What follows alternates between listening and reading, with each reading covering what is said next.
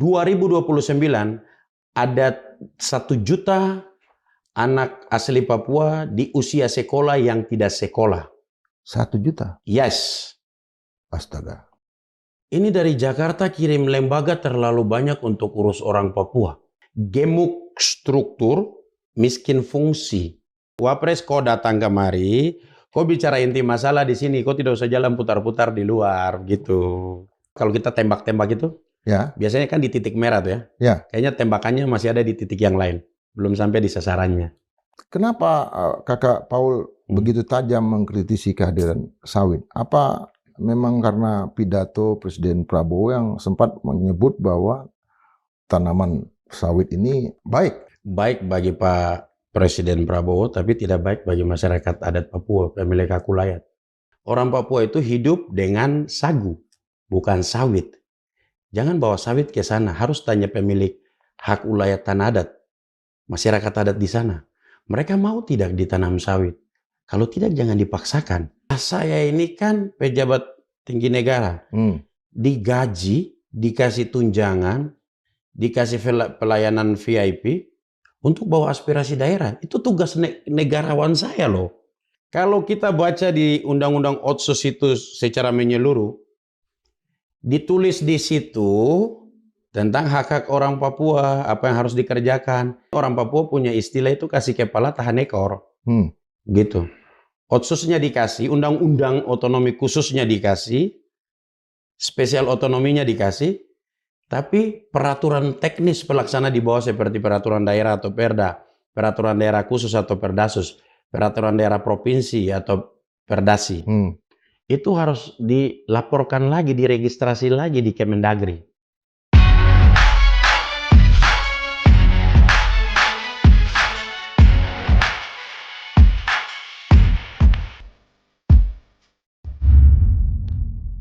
Sobat Manidok, pada hari Wakil Presiden Gibran Raka Buming Raka tidak jadi melanjutkan perjalanan ke Yahukimo, terjadi interupsi di gedung Dewan Perwakilan Daerah Republik Indonesia oleh seorang senator dari Papua Barat Daya.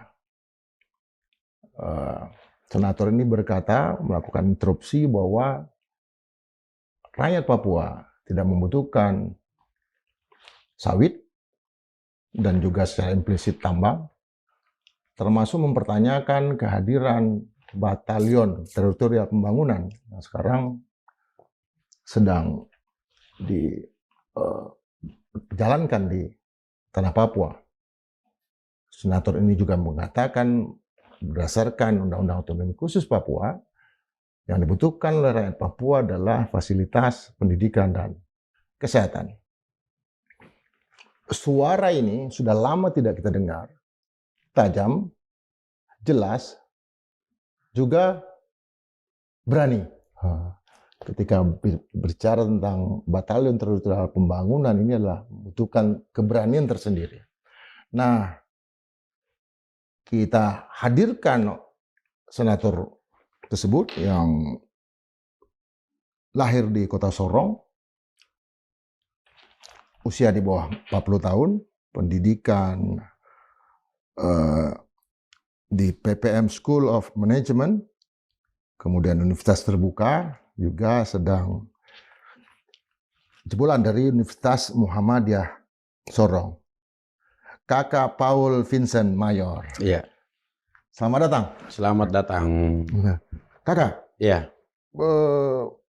Saya mau tanya dulu. Iya, apa alasan sebenarnya dari ketidakhadiran atau rencana Wapres Gibran itu tidak jadi ke Yahukimo? Ada informasi di lapangan?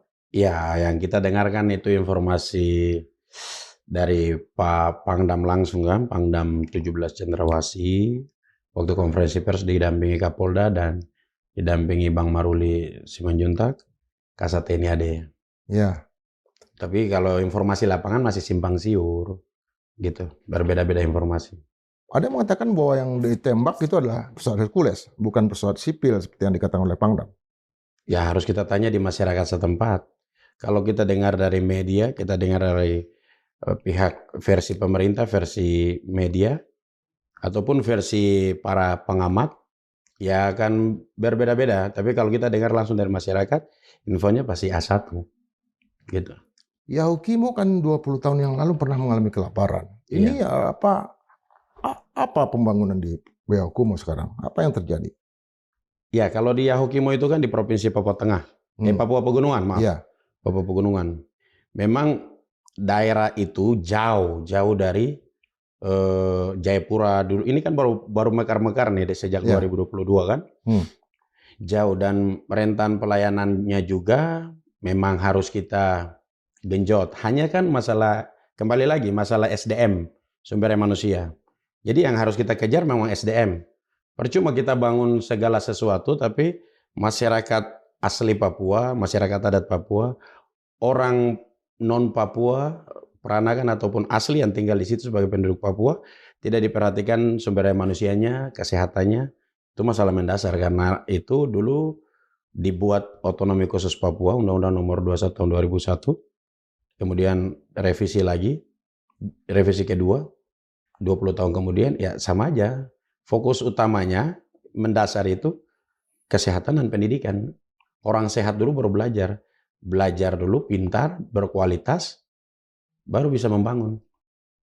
Kenapa Kakak Paul begitu tajam mengkritisi kehadiran sawit? Apa memang karena pidato Presiden Prabowo yang sempat menyebut bahwa tanaman sawit ini baik dan silakan dikembangkan, atau apa yang terjadi di Papua? Baik bagi Pak Presiden Prabowo, tapi tidak baik bagi masyarakat adat Papua, pemilik Kakulayat. Otonomi khusus kita itu, yang khusus itu adalah hak-hak dasar masyarakat adat Papua. Lebih lama masyarakat adat hidup dengan hukum adatnya, pemerintahan adatnya, adat istiadatnya, budayanya, ketimbang negara. Negara ini fenomena abad 21. Gitu. Jadi kita harus dengar isi hati masyarakat adat. Itulah yang di dalam demokrasi disebut demokrasi substansial. Saya bicara sebagai seorang negarawan. Karena saya digaji, dibiayai, dikasih tunjangan oleh negara ini, negara yang kita cinta ini, untuk bicara tujuan negara itu kesejahteraan. Rakyat harus sejahtera. Jangan dibawa senjata ke sana. Artinya apa, Kakak Paul ingin mengatakan bahwa masyarakat adat jauh lebih dulu ada ketimbang negara ada? Iya, negara ini kan fenomena abad 21. Masyarakat adat di planet bumi ini, di Indonesia ini, di Nusantara ini, itu seperti abang sendiri kan, orang Minang ya. Iya, punya pemerintahan adat, struktur adat, adat istiadat budaya, kebiasaan-kebiasaan, hukum adat, yang ada terpelihara dari dulu sampai saat ini, dan itu diakui oleh Undang-Undang Dasar 1945, pasal 18 huruf B. Gitu. Bahwa negara mengakui entitas masyarakat hukum adat sepanjang itu masih ada di dalam kehidupan masyarakat adat setempat. Lah di Papua, di Aceh, di Jogja, di Bali, di tanah Minangkabau, itu masih sangat subur, bahkan di semua wilayah, semua pulau di Indonesia. Dan itu kita junjung tinggi karena semua anak-anak Nusantara ini adalah anak-anak adat. Kita jaga adat kita karena adat itu bicara tentang harkat dan martabat. Kita diakui sebagai manusia karena punya harkat dan martabat. Artinya tanah Papua kan bukan tanah kosong ya. Sekarang kan orang berebut, Donald Trump mau berebut Greenland. Ini bukan tanah kosong. Bisa dijelaskan apa? Kalau bicara Donald Trump itu kan dia juga dicaci maki sama senator-senator US kan, Amerika. Ya. Gitu. Kalau kita kan tidak perlu kita caci maki presiden kita. Cukup kita memberikan masukan karena sebenarnya Pak Presiden Prabowo itu orangnya baik, tulus. Beliau itu memang negarawan. Hanya pembisik-pembisiknya ini yang harus kita ingatkan. Gitu. Contohnya, macam beliau kemarin rapat kumpul kepala-kepala daerah, gubernur, bupati, wali kota, setanah Papua 6 provinsi. Terus beliau sampaikan, lihat saya di media, saya dengan Bahlil lagi bicara, Bahlil memberikan masukan. Kalau Papua bisa untuk sawit, untuk kebutuhan bla bla bla gitu kan. Lah orang tanam sawit ini kan Pak Presiden menjabat 5 tahun. Sawit kapan panen? Baru juga tanam. Mungkin berapa tahun lagi baru bisa panen. Orang Papua itu hidup dengan sagu, bukan sawit. Jangan bawa sawit ke sana, harus tanya pemilik hak ulayat tanah adat, masyarakat adat di sana. Mereka mau tidak ditanam sawit? Kalau tidak jangan dipaksakan. Karena gelombang penolakan di bawah itu kencang. Gitu. Bahkan waktu saya sidang pun mereka WA. Mereka telepon, tolong bicara tentang sawit. Kami terganggu sekali dengan sawit ini. Kenapa tidak tanam sagu saja? Kenapa tidak bangun sekolah saja? Ini anak-anak biaya pendidikan susah. Kita susah kasih sekolah anak-anak. Kita ke rumah sakit bayar, sekolah bayar, semua bayar. Terus buat datang sawit untuk apa? Terus saya berpikir, oh iya ya, filosofinya ini orang butuh rumah, dikasihnya MCK gitu. Dikasihnya toilet, salah lah. Gitu. Apa pernyataan Presiden ini karena kurang masukan? Kalau kurang masukan bisa juga, tapi saya berharap kita juga harus kembali ke kitohnya, tujuannya. Tujuan kita bernegara ini untuk apa? Ya untuk kesejahteraan masyarakat. Jadi harus kita dengar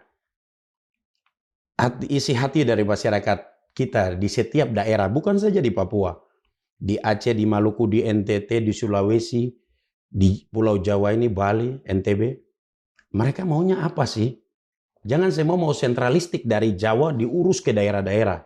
Ini kan nanti pusing juga masyarakat di daerah karena cara pandang masyarakat elit-elit kita di Jakarta ini berbeda dengan cara pandang masyarakat kita di setiap daerah di Indonesia ini. Kalau mereka mintanya lapangan pekerjaan, dipikirkan lapangan pekerjaan seperti apa, gitu. Sebelum ada lapangan pekerjaan, dilatih dulu, dididik dulu masyarakat setempat. Agar kalau ada pekerjaan, ada lapangan pekerjaan, mereka diturut sertakan, gitu. Dalam pembangunan itu, mereka terlibat penuh. Jangan jadi penonton ketika dibawa datang pekerjaan-pekerjaan itu, gitu. Kondisi dunia pendidikan di Papua sendiri seperti apa? Dalam penelitian saya ambil penelitian dari Universitas Papua oleh Dr. Agus Sumule. Agus Sumule. Ya. Itu 2029 ada 1 juta anak asli Papua di usia sekolah yang tidak sekolah. 1 juta? Yes. Astaga. Iya. Dengan jumlah penduduk yang sangat sedikit. Yes. Kita ini negarawan Indonesia, kita harus jujur bicara dan bicara jujur. Negara ini mau bawa kemana? Nanti kalau teriak-teriak yang aneh-aneh dari daerah-daerah, dari Minangkabau misalnya, Tanah Minang, atau dari Sulawesi, atau dari Maluku, NTT, Aceh, pusing juga kan kita. Jadi kita harus cari solusi untuk masa depan bangsa ini. Kita mau 2045 itu Indonesia emas. Jangan sampai Indonesia lemas dan cemas. Kalau kondisi kesehatan, kan kita dulu kan waktu Undang-Undang Otonomi Khusus Papua dibuat, masalah kesehatan kan HIV tinggi. Sekarang bagaimana? Ya masih tinggi. Masih tinggi. Masih tinggi. Undang-undangnya dibuat. Ya kan? Kalau orang Papua bilang, ini ibarat kasih kepala, tahan ekor. Kalau kita baca di Undang-Undang Otsus itu secara menyeluruh, ditulis di situ tentang hak-hak orang Papua, apa yang harus dikerjakan. Tapi harus disahkan lagi, diatur dalam Perdasi Perdasus. Ya, Perdasi. Dan Perda. Ini kan artinya kalau mau urus, kita sudah Toki Palu nih. Di DPR Kabupaten, DPR Kota, DPR Provinsi. Sudah jadi nih rancangannya. Rancangan peraturan daerahnya. Perdasi Perdasus, Perda. Tapi kan penomorannya, nomor registrasinya harus ke Kemendagri. Lah kalau begitu di Kemendagri, nanti diundang lagi kementerian-kementerian yang berkaitan dengan Perda itu. Contohnya Perda pembatasan penduduk di Papua. Ya kan pasti diundang Kemenaker Trans, Kementerian Tenaga Kerja dan Transmigrasi. Kementerian Hukum dan HAM, Kementerian PU dan segala macam. Baik kalau mereka datang, kalau cuma dikirim direktur, dikirim staf, lah pasti dibahas, oke nanti kami lapor ke pimpinan. Lapor itu kapan? Sampai bertahun-tahun perdanya tidak diberi penomoran atau tidak diregistrasi. Akhirnya mentah juga. Gitu. Artinya setelah 20 tahun, peraturan pelaksanaan di bawah Undang-Undang Otonomi Khusus tahun 2001 ini tidak banyak keluar perdasi atau perdasus. Tidak banyak. Bagaimana bisa jalan ya? Iya, bagaimana bisa jalan? Itu yang makanya orang Papua punya istilah itu kasih kepala tahan ekor. Gitu. Otsusnya dikasih, undang-undang otonomi khususnya dikasih, spesial otonominya dikasih, tapi peraturan teknis pelaksana di bawah seperti peraturan daerah atau perda, peraturan daerah khusus atau perdasus, peraturan daerah provinsi atau perdasi, itu harus dilaporkan lagi, diregistrasi lagi di Kemendagri. Ya. Dan itu butuh waktu, bukan hari, bukan bulan, bertahun-tahun sampai hari ini, sampai kita duduk di Madilog ini. Ketika menyebut nama Presiden Prabowo dan Bahlil, itu saya juga lihat video yang lain waktu sidang umum MPR kemarin kan, Kakak Paul akrab sekali dengan Presiden Prabowo karena habis masalah di Raja Ampat. Iya. Bagaimana bisa diceritakan itu? Iya, kan saya berteman baik dengan Yeni Wahid. Kemudian saya dulu ketua tim relawan Jokowi Center di Papua Barat. Oke. Jadi saya mau jabat tangan dengan para mantan-mantan presiden itu. Teman-teman pas Pampres ini kan kenal. Jadi mereka buka ruang, saya jabat tangan dengan ternyata semua presiden, semua mantan presiden, Wapres, MPR. Nah, lewatlah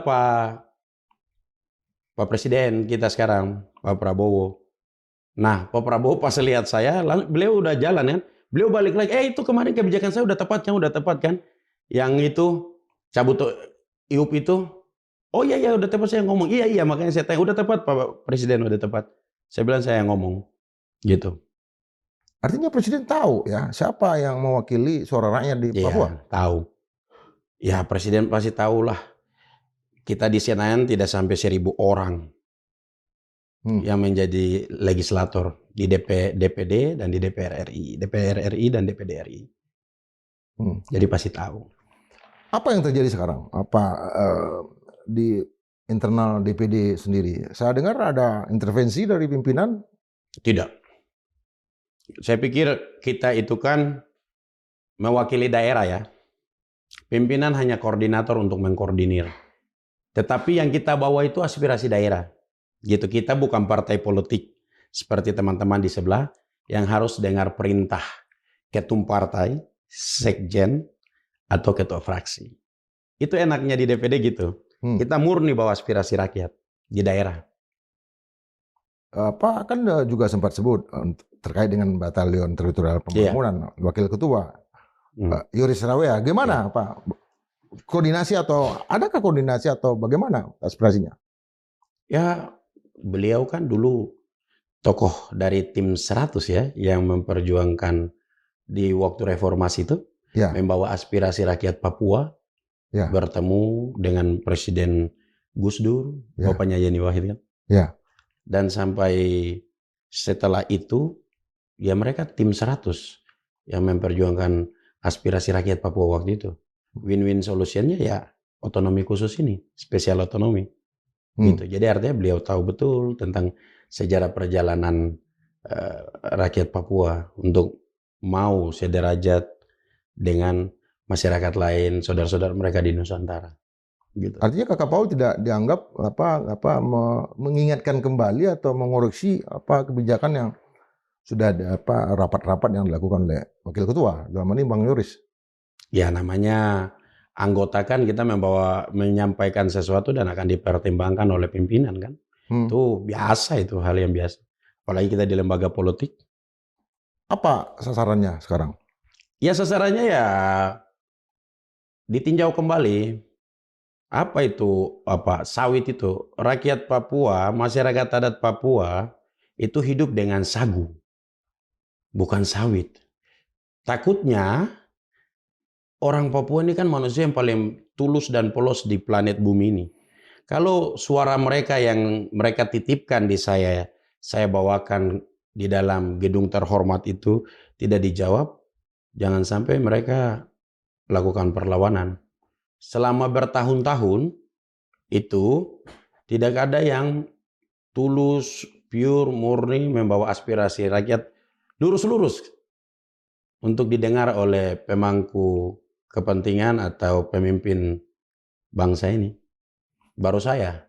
Saya itu kan orang yang ngomong apa adanya. Apalagi saya seorang Soekarnois. Saya Gemini Tulen saya. Ya, saya lihat di apa Ya. di kurikulum vitae-nya Ya. apa Organisasi saya hanya Gemini Gemini aja, Gerakan Mahasiswa Nasional Indonesia. sama Forum Cendekiawan Melanesia ya. Ya, Udah itu pasti ya. organisasi kita untuk masyarakat di Indonesia Timur. Tapi kan kita udah lihat juga pergerakan 2000 apa Bako ya, 2000 apa alat-alat berat yang bergerak ke Merauke untuk melakukan apa itu? Itu operasional mereka sekarang. Waduh, itu perlawanannya oleh masyarakat luar biasa itu. Hanya kan tidak ada media yang liput. Kasihan itu di sana itu. Sangat kasihan sekali kalau lihat masyarakat sampai mereka ada mama-mama yang tanah ulayatnya diambil, lalu dia karena dia mau pergi ke kebunnya atau di sana mereka bilang dusun, mau pergi ke dusun untuk ambil hasil kebun, ternyata di sana sudah dihadang. Mama balik, ini kita mau bikin itu apa itu sawit atau apa? Dia bingung, ini mama tidak sekolah, artinya pendidikannya tidak seperti kita, maaf. Jadi mama ini cara protesnya dengan pakaian lusuh seorang mama Papua itu, dia itu lumpurin badannya pergi ke kantor bupati. Pak Bupati, saya mau makan di mana lagi? Itu saya punya tempat makan, kalau kasih hilang kamu ambil tuh saya mau makan apa? Saya tidak mungkin kerja, saya tidak sekolah. Mama itu. Kasihan sekali itu. Sangat mengenaskan. Begitu, kita sangat prihatin. Hanya karena tidak ada media-media nasional yang berani liput. Kenapa tidak berani liput? Ya, abang tahu sendiri kan. Kan mama-mama biasanya cukup ambil toh, ambil talas, ambil sagu, ambil ubi, ambil apa tuh kepiting, dan macam-macam. Dulu waktu di bisa ambil rusa juga kan, cuma udah jauh sekarang ambil rusa, ikan dan segala macam. Sekarang itu menjadi apa yang diambil sebagai makanan pokok orang Papua itu hilang sama sekali karena ada alat-alat berat di sana yang sudah menyapu bersih pohon-pohon. Iya, dan dijaga oleh aparat keamanan. Orang Papua ini kan mengalami trauma militeristik sejak zaman Orde Baru. Mereka kalau lihat baju loreng, baju coklat, itu mereka ketakutan. Secara psikis ketakutan. Gitu. Dan kalau yang berani lawannya frontal. Ya. Dan ini kan sebenarnya sangat tidak manusiawi ya. Kita bernegara, negara ini dibangun susah payah oleh founding fathers, selalu kita yang melanjutkan negara tercinta ini tidak fokus pada tujuan negara ini. Kan sekarang peralatan militer itu makin modern ya. Yes. Militer juga makin profesional sekarang. Tetapi justru yang kita baca beritanya adalah semakin besar perlawanan bersenjata ya. Iya. OPM. Apa karena daya rusak dari pembangunan yang dilakukan di sana yang memunculkan gelombang baru dari perlawanan ini? Kalau bicara warga Indonesia yang melakukan perlawanan ini kan sebenarnya bukan Papua aja. Se-Nusantara, se-Indonesia ini ada. Hanya kalau Papua ini kan mungkin karena gerakan rakyat direformasi, terus sejarah masuknya Papua berintegrasi ke NKRI, dan komitmen perjuangan dari masyarakat Papua untuk mencari jati dirinya, dalam hal ini ingin sejajar dengan masyarakat warga negara di daerah lain di Indonesia ini, maka ya kita lihatnya lebih unik begitu. Sebenarnya sama saja begitu. Mereka membutuhkan keadilan. Mereka mau didengar. Mereka mau dimengerti. Mereka mau dibangun SDM-nya. Mau diperhatikan kesehatannya. Mau diberikan pekerjaan yang layak. Dan itu kan semua ada dalam undang-undang nomor berapa itu ya? 30 tahun 99 ya tentang HAM itu. Ya. Ada kritikan juga dari aktivis dan tokoh Papua nih ketika Wapres datang ke sana. Iya. Mereka mengatakan saya kutip aja ya. Iya. Kunjungan wakil presiden jangan hanya seremonial seperti main bola, tinjau pasar, sekolah, karena itu tidak penting. Jangan lagi pakai istilah Bapak datang, anak senang. Itu tidak akan pernah menyelesaikan masalah di Papua. Kata Direktur Yayasan Keadilan dan Keutuhan Manusia Papua, Theo Asegem, pada kompas.com. Kalau wakil presiden datang hanya tinjau pasar, sekolah, dan main bola, sebaiknya jangan ke sini. Karena masalah Papua ini banyak dan harus diselesaikan oleh negara. Bukan sebaliknya, hanya acara seremonial. Apa tanggapan dari Kakak Paul? Itu maksudnya Kakak Theo Hesegem sebagai praktisi kemanusiaan, seorang aktivis HAM. Ya beliau kan mirip-mirip juga kayak Natalius Pigai kan? Ya. Cuma bedanya Natalius sudah ada dalam sistem kan, Menteri HAM. Itu kan merujuknya itu sudah disimpulkan semua masalah Papua sudah disimpulkan dalam Papuan Roadmap yang diterbitkan oleh LIPI sejak 2010. Ya sudah, itu akar masalah di Papua. Silakan aja Bang lihat gitu. Jangan kita ulang-ulang lagi. Orang-orang pintar di LIPI atau yang sekarang namanya BRIN itu, ya, diajak bicara oleh Pak Presiden. Dr. Sarif Hidayat dulu kan, Yes. Ya, ada yang Siti udah meninggal, Prof. Suro. Siti. Ada itu yang bagus tuh, Prof. Siapa? Adriana Elizabeth ya. Wah itu keren itu. Pikiran-pikirannya itu sayangnya ada yang sudah meninggal satu, siapa? Kakak kita. Iya, Prof. Siapa itu? Iya. Semangatnya luar biasa. Papua Roadmap. Iya, Papuan Roadmap itu bagus. Itu substansinya ada 6 kalau tidak salah. Itu poin-poinnya jelas. Masih ingat? Salah satunya itu tentang rakyat Papua mau kesejahteraan, mereka mau pembangunan manusianya, kesehatannya, mendapatkan lapangan pekerjaan yang layak. Kemudian mereka mau negara bertanggung jawab terhadap kesalahan masa lalu. Orang Papua ini kan tulus dan lurus ya. Kalau negara jujur saja, bicara jujur dan merangkul mereka kembali untuk sebagai saudara yang duduk makan satu meja, pasti aman itu. Aman barang itu. Ya, artinya kehadiran wakil presiden ke sana main bola dan segala macam, MBG atau pergi ke pasar itu adalah cara-cara yang dianggap kurang bermartabatkah atau kurang menyelesaikan masalah? Kalau di istilah kalau kita tembak-tembak itu, ya, biasanya kan di titik merah tuh ya. Ya. Kayaknya tembakannya masih ada di titik yang lain, belum sampai di sasarannya, gitu. Seperti panah ya? Iya. Belum sampai di titik. Iya, gitu.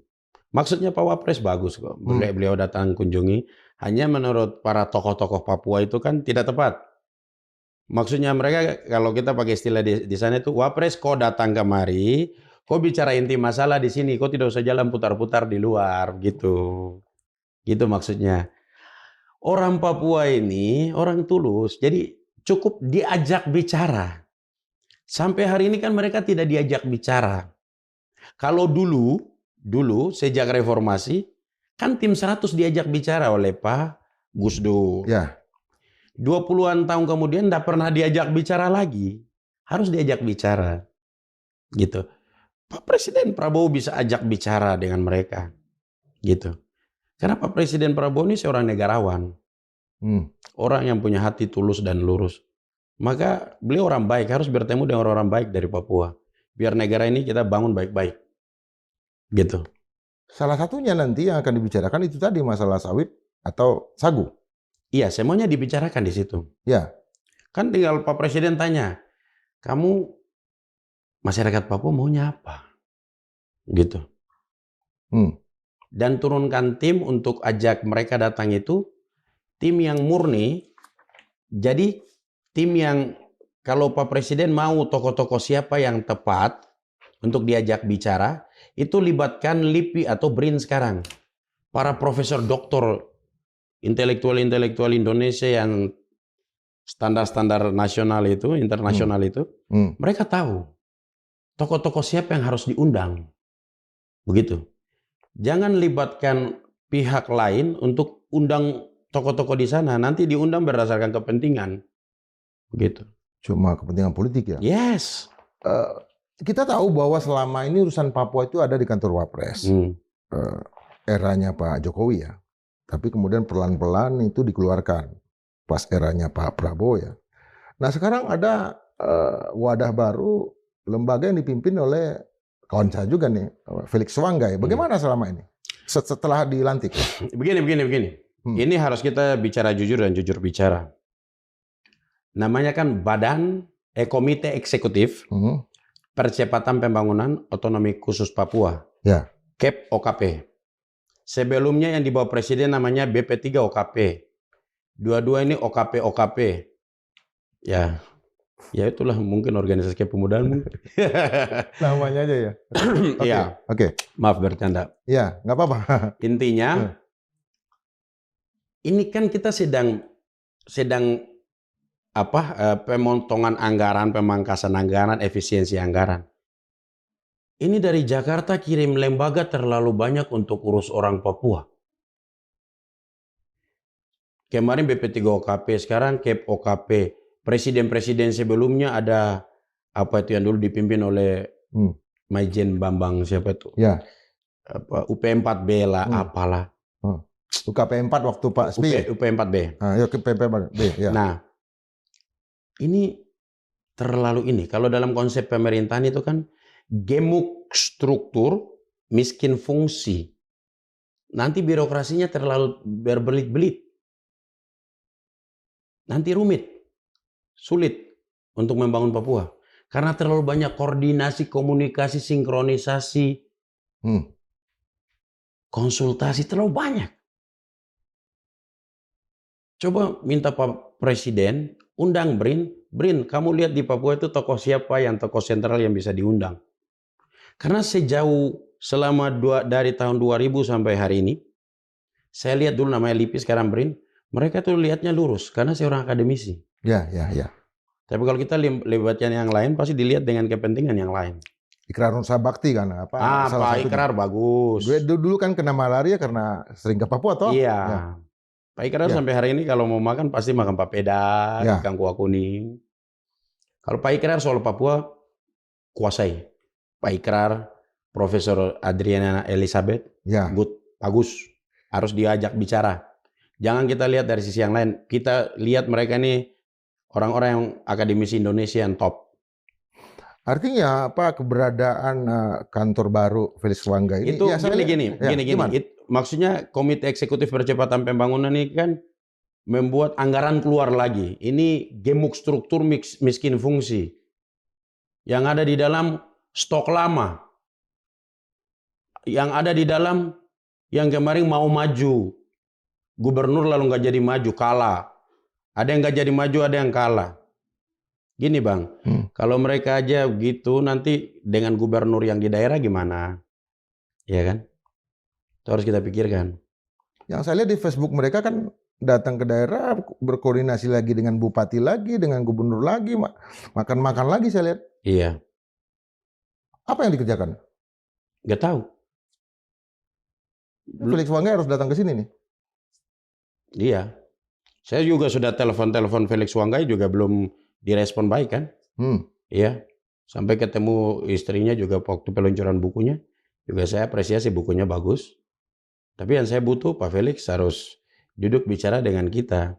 Gitu. Karena sampai hari ini kan belum pernah ajak bicara dengan kita di Senayan kan. Gitu.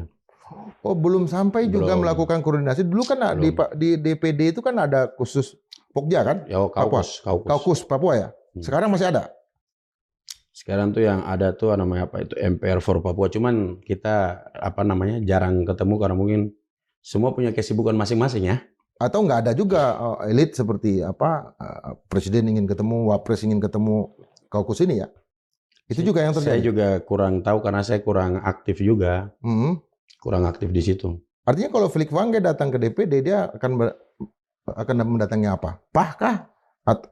Atau Kaukus? Kan bisa undang kita semua kan? Undang kita semua, person-person kita kan? Biar bisa dengar langsung. Undang 24 DPD yang dari Papua, 18 DPR RI yang dari Papua, maksudnya dari tanah Papua ya, 6 provinsi. Berapa orang jumlahnya? 42. 42 ya. DPD dan DPR. DPD 24, DPD RI 24, DPR RI 18 orang. Nah, inilah yang menjadi ujung tombak bagi aspirasi rakyat Papua. Iya. Ini yang akan difasilitasi oleh ketua DPD untuk bertemu dengan presiden. Kalau itu kan saya nggak tahu ya. Janjinya kemarin bagaimana? Ya mudah-mudahan saja bisa. Kenapa nggak langsung sendiri? Ya, Bikin surat. Nggak ada pintu yang bisa diketuk. kalau nggak ada pintu yang bisa diketuk, nggak ada pintu yang tidak bisa diketuk hari ini. Ah, itu dia. Bisa. Kenapa tidak datang? Siapa yang tidak datang? Teman-teman kaukus ini yang 40-an orang ini bertemu langsung dengan presiden.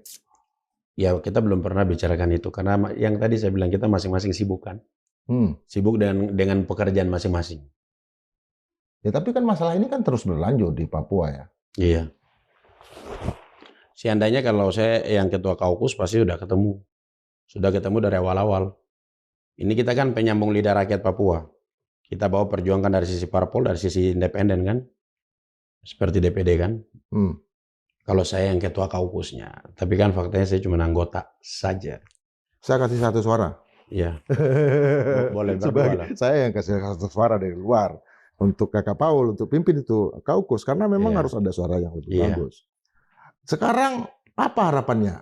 Karena masalah ini kan harus di-clear-kan. Rakyat Indonesia juga udah tahu ada suara Kakak Paul. Saya pikir begini, masalah di Papua ini terlalu banyak.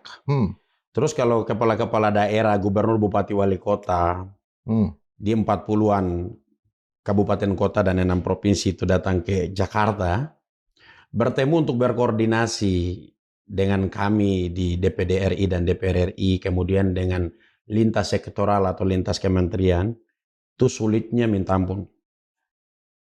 Sebaiknya dibuat saja Menko Percepatan Pembangunan Papua. Dia Menko ya? Menteri Koordinator.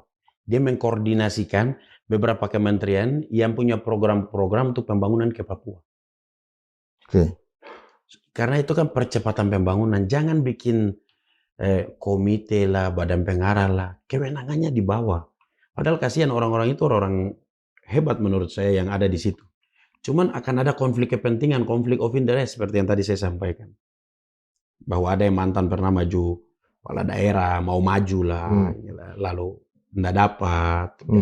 Saya paham lah isi hati masyarakat adat Papua.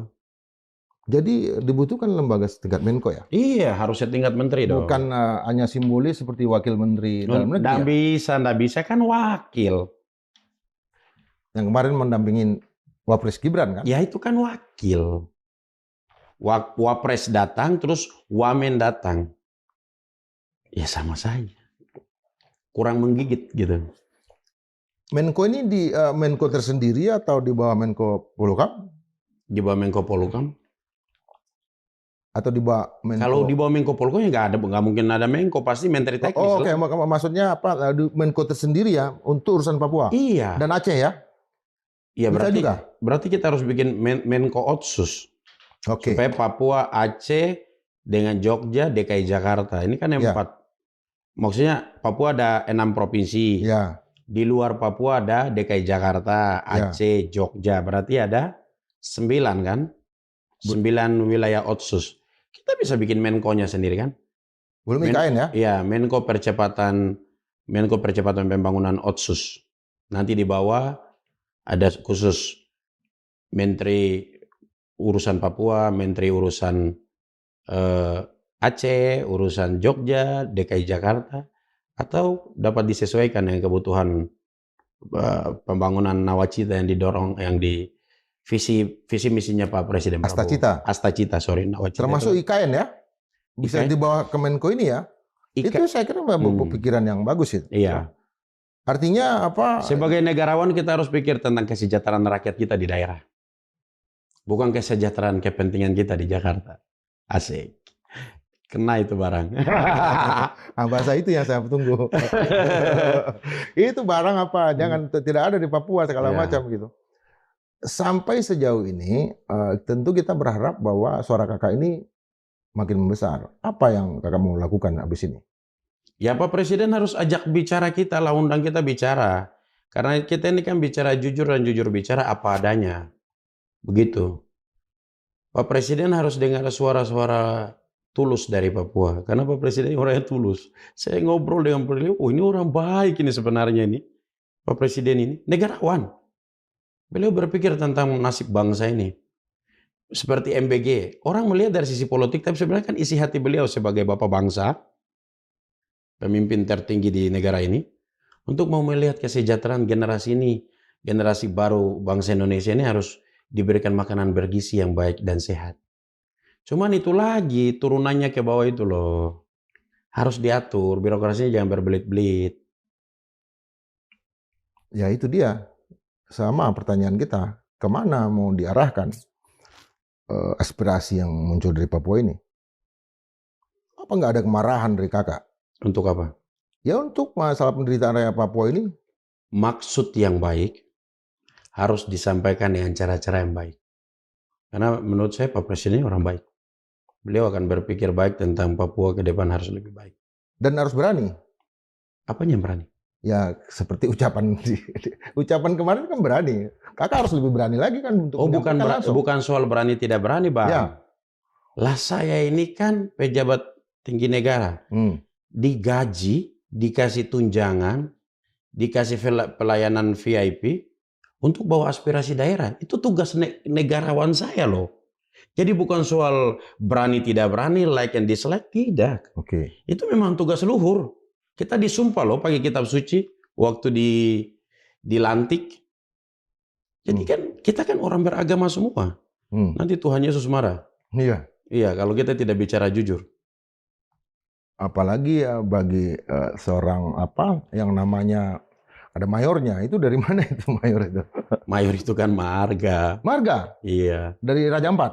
Dari kita itu, suku besar kita itu suku besar Biak. Biak? Ya kami memang itu suku Viking. Jadi Viking? Ya pengayau kan. Jadi marga itu ada di mana-mana sampai di Maluku Utara gitu. Orang Biak itu, suku bangsa Biak itu dia menyebar kemana-mana. Karena suku suka perang kan di laut. Viking. Cari kepala ya? Ya pokoknya cari yang bernilai. Ya kepala. Kan ada mitologi ya. Nah, kemarahan itu dalam bahasa yang sangat manis, baik tadi yang disampaikan oleh kakak Paul ini tentu kadang-kadang tidak didengar oleh ruang-ruang kekuasaan yang peka ini. Ini telinga Jakarta kan tuli. Saya sempat bahas juga di sini sama kakak Amir Rahab di sini. Oh itu abang saya itu. Iya kan kita orang bilang bahwa Jakarta selama ini buta dan Jakarta selama ini tuli terhadap masalah Papua. Iya, jangan sampai program-program yang ke sana juga masyarakat adat, rakyat Papua pura-pura buta dan pura-pura tuli. Karena corongnya tidak didengar di Jakarta. Iya. Saya ini kan pemimpin masyarakat adat, Bang. Saya seorang Mananwir, itu pemimpin adat tertinggi. Makanya nama saya itu Mananwir Senator Paul Vincent Mayor. Kalau senator itu setiap 5 tahun kita harus pemilihan lagi. Kalau Mananwir itu seumur hidup sebagai pemangku adat. Itu yang saya lihat. Iya. Jadi saya pasti bicara apa adanya. Bukan lagi sebagai Ondoafi, tapi di atasnya Ondoafi ya? Bukan, sama. Kalau Ondoafi itu kan di wilayah adat Tabi. Tabi ya? Iya, sama. Sama-sama ya? Iya, statusnya sama. Setiap suku kan beda-beda ya penyebutannya. Kita ingin sudah...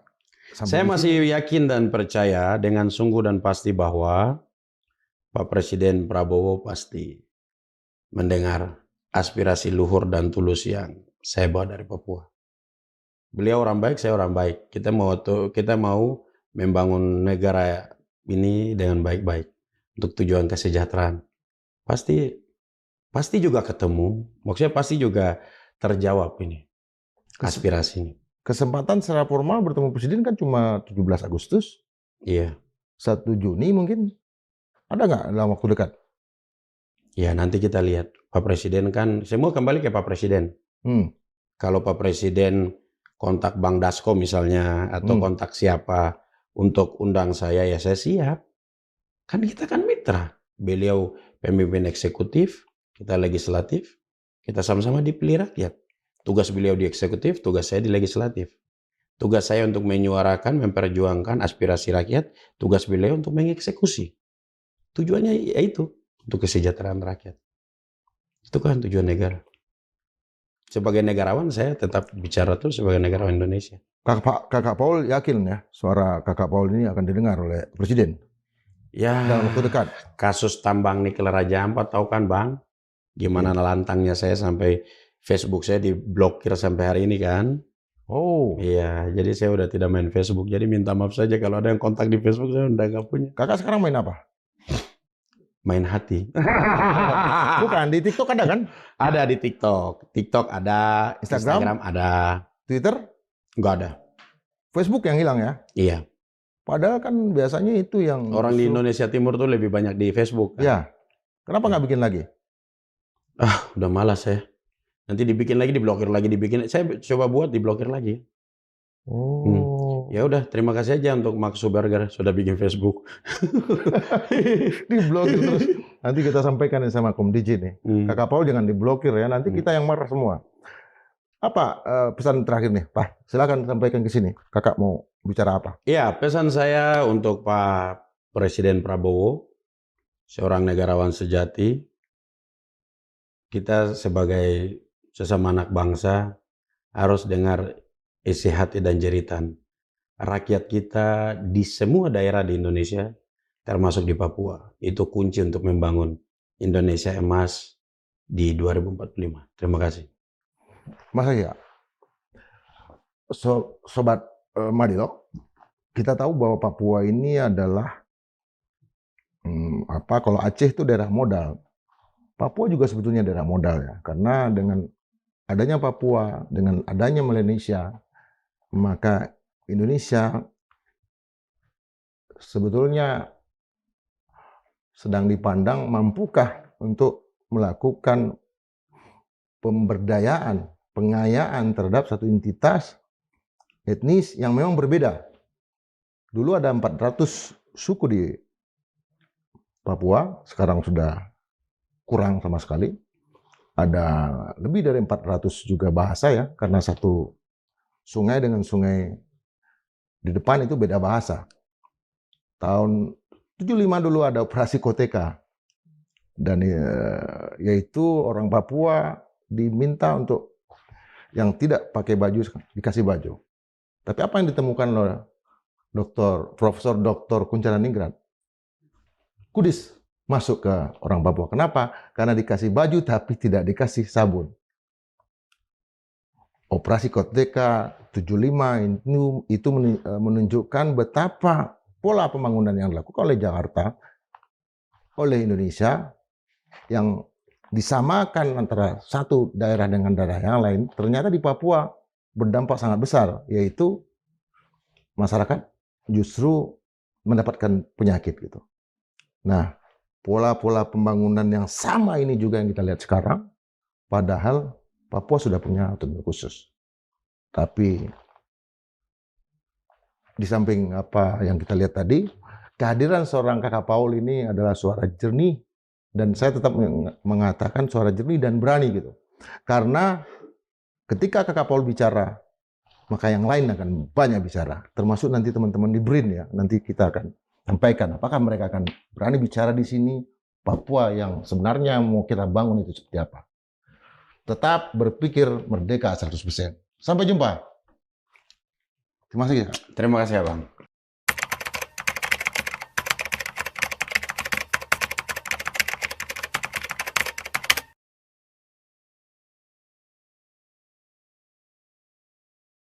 Thank you.